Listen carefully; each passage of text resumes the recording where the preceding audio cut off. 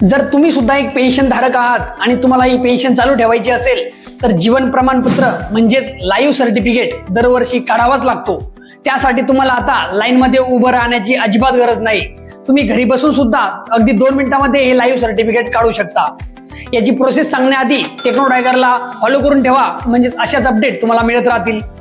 पुढील प्रोसेस ही आपण मोबाईलच्या स्क्रीनवरती बघूया। मोबाईलमध्ये तुम्हाला आधार फेस आरडी हे ऍप्लिकेशन आणि त्यासोबत जीवन प्रमाण हे ऍप्लिकेशन डाउनलोड करायचं आहे आणि त्यानंतर जीवन प्रमाण ऍप्लिकेशन तुम्हाला या ठिकाणी ओपन करून घ्यायचं आहे।